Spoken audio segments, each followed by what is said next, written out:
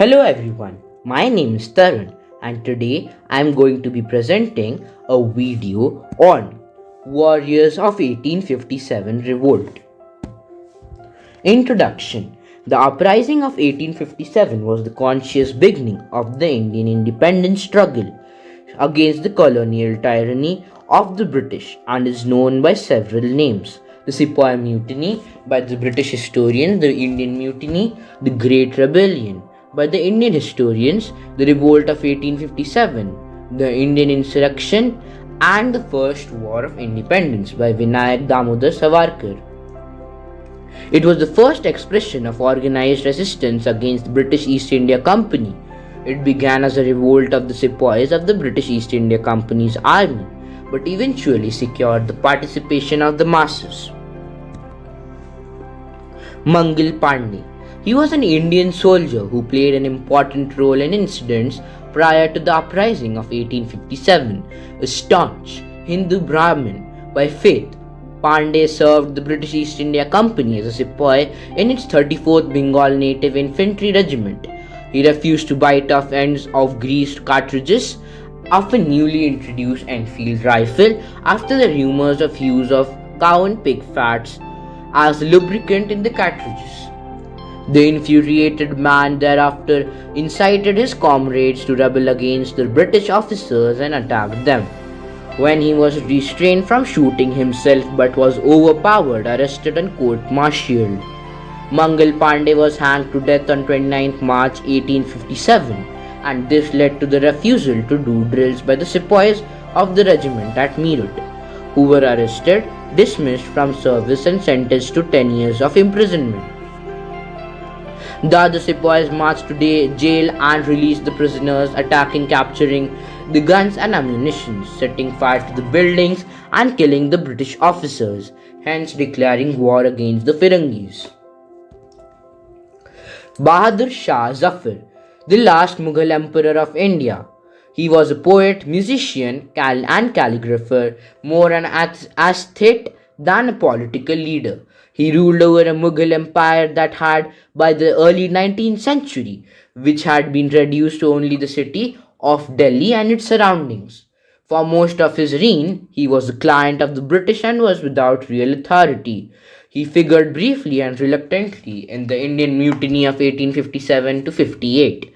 During the mutiny, rebel troops from the city of Meerut seized Delhi and compelled Bahadur Shah to accept nominal leadership of the revolt. The aging emperor had to accept this, and he then urged the chiefs and rulers of the country to come forward to organize a confederacy of Indian states to fight the British.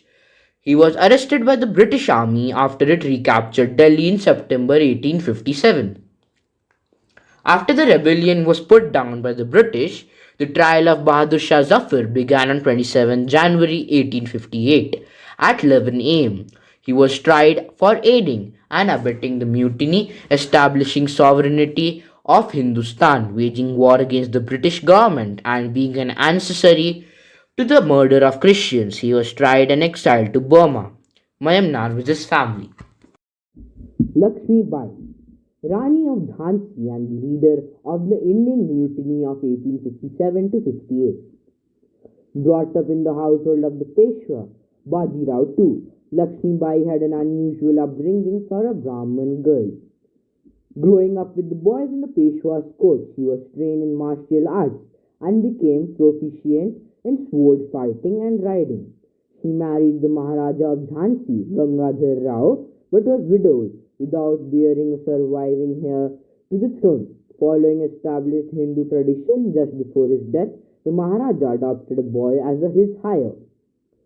After the husband's death, Lakshmi may have resisted taking up arms against the British if it hadn't been for her anger at being disinherited from ruling Jhansi due to the doctrine of lapse, law instigated by the East India Company. This power-reducing policy removed princely status and rendered Lakshmi little more than a tenant in a modest two-story palace with a small pension.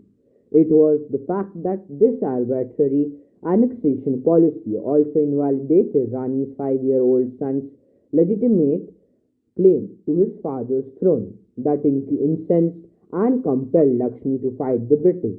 During the siege of the fort of Jhansi, Bai offered stiff resistance to the invading forces and did not surrender even after her troops were overwhelmed.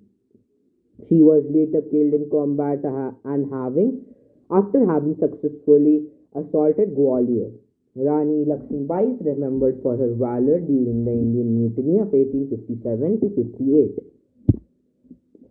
Nana Sahib, born as Bhondu Pant, a prominent leader in the Indian Mutiny of 1857 to 1858. Adopted in 1827 by Bajirao II, the last Maratha Peshwa, Nana Sahib was educated as a Hindu nobleman. On the death of the exiled Bajirao in 1852, he inherited the Peshwa's home in Bithur. Nana Sahib believed that he was entitled to a pension from the East India Company. The company refused to continue the pension after his father's death, as well as what he perceived as high-handed policies led him to join the rebellion. Although he did not plan the outbreak, he assumed leadership of the sepoys. British employed Indian soldiers. He gathered armed forces and expelled the British garrison from Kanpur and proclaimed himself Peshwa. He forced the British garrison in Kanpur to surrender, then murdered the survivors, gaining control of Kanpur for a few days. He later disappeared after his forces were defeated by a British force that recaptured Kanpur. He appointed a nephew Rao Sahib to give orders to Tatia. In 1859, Nana Sahib was driven into Nepal hills where he is thought to have died. Tatia Tope. Ramchandra Pandurang Tope, better known as Tatia Tope, was an important figure in the Indian Rebellion of 1857. The first war of independence, the revolt was one of the democratic instances of India's struggle against British rule. His father was a noble in the court of Peshwa Bajirao II. Over the years, Tatia became an intimate friend and close associate of Nana Sahib, the adopted son of Peshwa in 1851. The first Marquis of Dalhousie deprived Nana Sahib of his father's pension, and this is how the tiff between Nana Sahib and Tatia Tope against the British started. Tatia Tope, in collaboration with Nana Sahib, secretly organized an anti-British upsurge in May 1857. Tatia became the commander-in-chief of the Bharatiya troops of the East India Company stationed at Kanpur. Tatia emerged victorious in the military encounters with his remarkable feats of guerrilla warrior. Later, he shifted his headquarters to Kalpi and joined hands with Rani Lakshmibai to occupy Gwalior. But before he could secure his position, he was defeated by General Rose, which resulted in martyr of Rani Lakshmibai. It was a turning point in his life. Since then, he started using his iconic guerrilla tactics to harass British and their allies. Tope conducted several sudden raids on British army, and after the defeat of his army, he would slip off to some another place to form a new army. The British forces chased him since July 1858 to April 1859, but he outsmarted them every time. The army could not arrest Tope in the 2,800 miles marathon that passed through several hills, rivers, forests, and mountains. The British army arrested him on April 7, 1859. After the arrest, Tope boldly confessed his acts and also said that he had no regrets as whatever he did was for the mother. He was hanged on April 18, 1859 in Shivpuri. Conclusion.